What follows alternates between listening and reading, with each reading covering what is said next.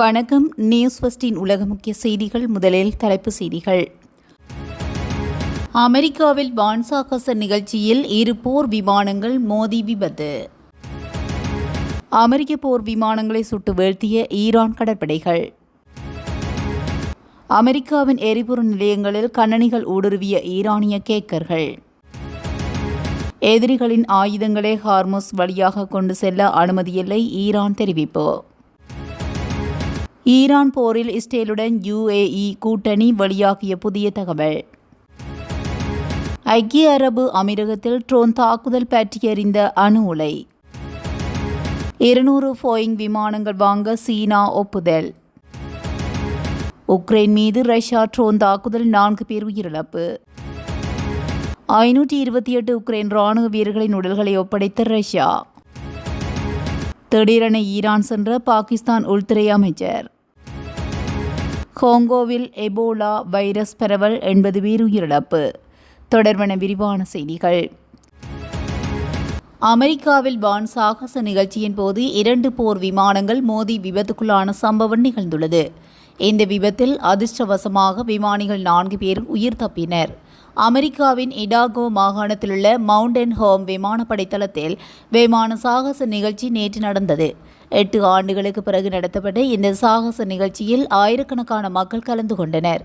யாரும் எதிர்பார்க்காத வகையில் அமெரிக்க கடற்படைக்கு சொந்தமான 2 போர் விமானங்கள் நடுவானில் மோதி விபத்துக்குள்ளாகின. 2 விமானங்களும் உடைந்து கீழே விழுந்ததில் அப்பகுதியில் கரும்புகை கிளம்பியுள்ளது. விமானம் விபத்துக்குள்ளான போது சாதுரியமாக செயல்பட்ட விமானிகள் பத்திரமாக பராசூட் மூலமாக வெளியேறியுள்ளனர். இதனால் எந்த உயிர் சேதமும் ஏற்படவில்லை என்றும் விபத்து குறித்து உயர்மட்ட விசாரணைக்கு உத்தரவிடப்பட்டுள்ளது. இந்த விபத்தை தொடர்ந்து நேற்று நடைபெறவிருந்த மற்ற சாகச நிகழ்ச்சிகளும் ரத்து செய்யப்பட்டதாக தெரிவிக்கப்பட்டுள்ளது. ஹார்முஸ் ஜலசந்தியில் ஈரானிய கடற்படை மீண்டும் தனது பலத்தை நிரூபித்துள்ளது. அதாவது 2 அமெரிக்க போர் விமானங்கள் ஒரு ஈரானிய கப்பலை தாக்க முயன்ற நிலையில் ஈரான் கடற்படை தாக்குதலை மேற்கொண்டுள்ளது.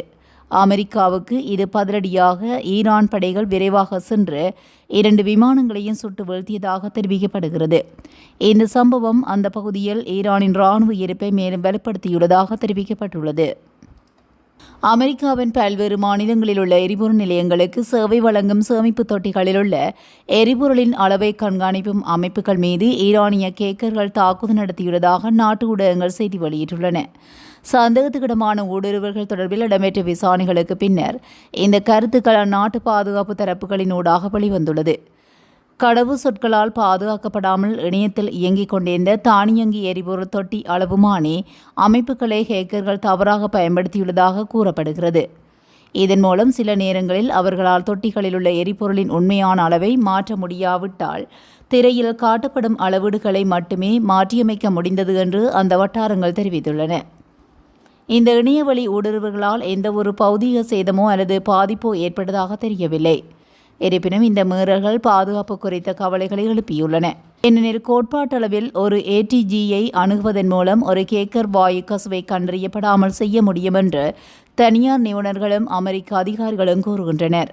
விசாரணை குறித்து அறிந்த வட்டாரங்கள் எரிவாயு சேமிப்பு கிடங்கு அமைப்புகளை குறிவைத்த ஈரானின் வரலாறு நாடு முக்கிய சந்தேக நபராக இருப்பதற்கு காரணமாக கூறியுள்ளன. ஆனால் ஹேக்கர்கள் விட்டு சென்ற தடயவியல் சான்றுகள் இல்லாததனால் இதற்கு யார் பொறுப்பு என்பதை அமெரிக்க அரசாங்கத்தால் திட்டவட்டமாக தீர்மானிக்க முடியாமல் போகலாம் என்றும் அந்த வட்டாரங்கள் எச்சரித்துள்ளன. ஹார்முஸ் நீரிணை வழியாக எதிரிகளின் ஆயுதங்களை கொண்டு செல்ல நாங்கள் மீண்டும் அனுமதியளிக்க மாட்டோம் என ஈரான் தெரிவித்துள்ளது. இதுபற்றி ஈரானின் துணை ஜனாதிபதி செய்தியாளர்களிடம் கூறும்போது, ஹார்முஸ் நீரிணை பகுதியில் எங்களுடைய இறையாண்மைக்கான உரிமையை நாங்கள் கைவிட்டு விட்டோம். இதற்கு முன்பு இராணுவ தளவாடங்கள் இந்த வழியே செல்ல நாங்கள் அனுமதித்தோம். அவை எங்களுக்கு எதிராக பயன்படுத்தும் நோக்கம் கொண்டவை. ஆனால் மீண்டும் அதற்கு நாங்கள் அனுமதியளிக்கப் போவதில்லை என்று குறிப்பிட்டுள்ளார். ஹார்முஸ் நீரிணை பகுதி வழியே செல்லும் கப்பல்களுக்கு வரி விதிப்பது தொடர்பாக ஈரான் பரிசீலனை செய்து வருகிறது என அந்நாட்டு நாடாளுமன்ற உறுப்பினர் 2 மாதங்களுக்கு முன்பு கூறியுள்ளார். இதனை உறுதிப்படுத்தும் நோக்கில் ஈரானிய பாராளுமன்ற தேச பாதுகாப்பு மற்றும் வெளியுறவு கொள்கை குழுவின் தலைவர் இப்ராஹிம் அஜிஜி நேற்று கூறும்போது, ஹார்முஸ் நீரிணை வழியே குறிப்பிட்ட பாதையில் கப்பல்கள் பயணிக்கும் வகையிலான இயக்க நடைமுறைகளை அதிகாரிகள் தயாரித்து வைத்துள்ளனர். அவை விரைவில் வெளியிடப்படும் என்று எதிர்பார்க்கப்படுகிறது என்று கூறினார். ஈரானால் நிர்வகிக்கப்படும் இந்த வழியில் எங்களுடன் ஒத்துழைக்கும் நாடுகளின் வர்த்தக கப்பல்கள் மற்றும் பிற கப்பல்கள் செல்ல அனுமதி அளிக்கப்படும். இந்த போக்குவரத்து மேலாண்மை நடைமுறைக்கு ஈடாக ஈரான் கட்டணம் வசூலிக்கும் என கூறப்பட்டுள்ளது. இந்த சூழலில் எதிரிகளின் ஆயுதங்களுக்கு அனுமதி இல்லை என ரெசா கூறியுள்ளார். ஈரானுக்கு எதிரான போரின் போது ஐக்கிய அரபு அமீரகமும் இஸ்ரேலும் கூட்டணி அமைத்து செயல்பட்டதாக தகவல்கள் வெளியாக உள்ளன. மத்திய கிழக்கில் உள்ள பெரும்பாலான அரபு நாடுகள் இஸ்ரேலை இன்னும் உத்தியோகபூர்வமாக தனி நாடாக அங்கீகரிக்காமல் உள்ளதாகவும், அதேபோல் இஸ்ரேலுக்கு எதிராக பாலஸ்தீனத்தில் செயல்படும் ஹமாஸ் இயக்கத்தினரின் ஆயுத போராட்டத்தை அந்நாடுகள் ஆதரித்து வருகின்றன. இதனால் அரபு நாடுகளுடன் இஸ்ரேலுக்கு கருத்து வேறுபாடு நிலவும் நிலையில் அமெரிக்காவின் முயற்சியின் பேரில் கடந்த ஆண்டு அரபு நாடுகளில் ஒன்றான UAEக்கும் இஸ்ரேலுக்கும் இடையே ஆபிரகாம் உடன்படிக்கை கையொப்பமானது. இதன் மூலம் இஸ்ரேலை உத்தியோகபூர்வமாக UAE அங்கீகரித்தது. இதனால் இரு நாடுகளிடையே பல ஆண்டுகளாக நிலவிய கருத்து வேறுபாடு மறைந்து சுமூக உறவு ஏற்பட்டது. இந்த சூழ்நிலையில் ஈரானுக்கு எதிராக இஸ்ரேலும் அமெரிக்காவும் தாக்குதல் நடத்திய போது பதிலுக்கு அமெரிக்காவின் இராணுவ நிலைகள் உள்ள UAE உள்ளிட்ட அரபு நாடுகளை குறிவைத்து ஈரான் ஏவுகணைகள் ட்ரோன்கள் மூலம் தாக்குதல் நடத்தியது. இந்நிலையில் ஈரானுக்கு அருகிலுள்ள UAEயில் தனக்கு இராணுவ ரீதியில் செல்வாக்கு இருப்பதை இஸ்ரேல் விரும்புவதாகவும், அதேபோல் இஸ்ரேலின் அயன்டோம் போன்ற நவீன இராணுவ தொழில்நுட்பத்தை பயன்படுத்தும் உரிமையை UAE பெற்றதாகவும் அந்த தகவல்கள் கூறுகின்றன. நீண்ட காலமாக மத்திய கிழக்கு ஆசியாவில் தனிமைப்பட்டு இருந்த இஸ்ரேல் அரபு நாடுகளில் முக்கிய நாடாக கருதப்படும் UAEயிடம் நட்புறவு நிலவுவது தனக்கு மிக பெரும் சாதகமாக இருக்கும் என்று கருதுவதாகவும் அந்த தகவல்கள் தெரிவிக்கின்றன. ஐக்கிய அரபு அமீரகத்தின் தலைநகர் அபுதாபியில் உள்ள அல் தப்ரா பகுதியில் அமைக்கப்பட்டுள்ள அணு உலையின் மீது இன்று ட்ரோன் தாக்குதல் நடத்தப்பட்டுள்ளது. இதில் அணு உலையின் மின்சார ஜெனரேட்டர்கள் தீப்பற்றி எரிய தொடங்கியதாகவும், எனினும் இந்த தாக்குதலில் யாருக்கும் காயம் ஏற்படவில்லை எனவும் கதிரியக்கமும் பாதுகாப்பான அளவில் உள்ளதாகவும் தெரிவிக்கப்பட்டுள்ளது. உலையின் முக்கிய பகுதிகள் வழக்கம் போல் செயல்பட்டு வருகின்றது என அந்நாட்டின் மத்திய அணுசக்தி ஒழுங்கமைப்பு கழகம் வெளியிட்டுள்ள தகவல்கள் தெரிவிக்கின்றன. இந்த தாக்குதலை நடத்தியது யார், இதற்கு யார் காரணம் என்பன பற்றிய தகவல்களை ஐக்கிய அரபு அமீரகம் தெரியப்படுத்தவில்லை. ஈரானுக்கு எதிராக அமெரிக்கா மற்றும் இஸ்ரேலின் மோதலின் போது வளைகுடா பகுதியில் அமைந்த ஐக்கிய அரபு அமீரகம் மீது பலமுறை ஏவுகணை மற்றும் ட்ரோன் தாக்குதல்கள் நடந்துள்ளன. அப்போது எரிசக்தி கட்டமைப்புகள் மற்றும் கடல்சார் உள்கட்டமைப்புகள் மீது ஈரான் தாக்குதலை நடத்தியது என அது தொடர்பாக அதிகாரிகள் தெரிவித்திருந்தனர். ஹார்முஸ் நீரிணையை சார்ந்திருக்காமல் எண்ணெய் ஏற்றுமதி அதிகரிப்புக்காக புதிய பைப் வழி திட்டம் ஒன்றை ஐக்கிய அரபு அமீரகம் விரைவாக செய்து வரும் வேளையில் இந்த சம்பவம் நிகழ்ந்துள்ளது. இந்த திட்டம் அடுத்த ஆண்டு செயல்பாடுகளை தொடங்கும் என எதிர்பார்க்கப்படுகிறது. போயிங் நிறுவனத்திடமிருந்து 200 விமானங்களை வாங்க சீனா ஒப்புக்கொண்டிருப்பதாக அமெரிக்க ஜனாதிபதி ட்ரம்ப் தெரிவித்துள்ளார். சீன அமெரிக்க ஜனாதிபதி ட்ரம்ப் அண்மையில் சுற்றுப்பயணம் செய்திருந்த போது அமெரிக்க நிறுவனங்கள் சீனா அடைய பல்வேறு வர்த்தக உடன்படிக்கைகள் கையொப்பமாகின. இதில் உலகின் முன்னணி விமான தயாரிப்பு நிறுவனமான அமெரிக்காவை சேர்ந்த போயிங் நிறுவனத்துடன் செய்து கொள்ளப்பட்ட ஒப்பந்தமும் ஒன்றாகும். 200 விமானங்களை போயிங்கிடம் வாங்க சீனா ஒப்புக்கொண்டுள்ள போது எதிர்காலத்தில் மேலும் 750 விமானங்களை வாங்கவும் சம்மதம் தெரிவித்துள்ளது என சீனாவிலிருந்து நாடு திரும்பும் வழியில் ஏர்போர்ஸ் ஒன் விமானத்தில் அமெரிக்க ஜனாதிபதிக்கான பிரத்யேக விமானம் ஒன்றிலேயே ட்ரம்ப் செய்தியாளர்களிடம் தெரிவித்துள்ளார். போயிங் நிறுவனமும் சீனா 200 விமானங்களை வாங்க ஒப்புக்கொண்டிருப்பதை உறுதி செய்துள்ள நிலையில், ஆனால் இது எந்த ரக விமானம் உள்ளிட்ட தகவலை போயிங் வெளியிடப்படவில்லை. உக்ரைன் ரஷ்யா போர் என்று 1544வது நாளாக நீடித்து வருகிற நிலையில் இந்த போரில் ஆயிரக்கணக்கானோர் உயிரிழந்துள்ளனர். இந்த போரில் உக்ரைனுக்கு அமெரிக்கா, ஐரோப்பிய நாடுகள் ஆயுதம் உள்ளிட்ட உதவிகளை வழங்கி வருகின்றன. போர் நிறுத்த முயற்சிகளை அமெரிக்க ஜனாதிபதி ட்ரம்ப் மேற்கொண்ட நிலையில் அது தோல்வியில் முடிந்தது. இதனால் போர் தொடர்ந்து நடைபெற்று வருகிற நிலையில் ரஷ்யா மீது உக்ரைன் நேற்று இரவு ட்ரோன் தாக்குதல் நடத்தியது.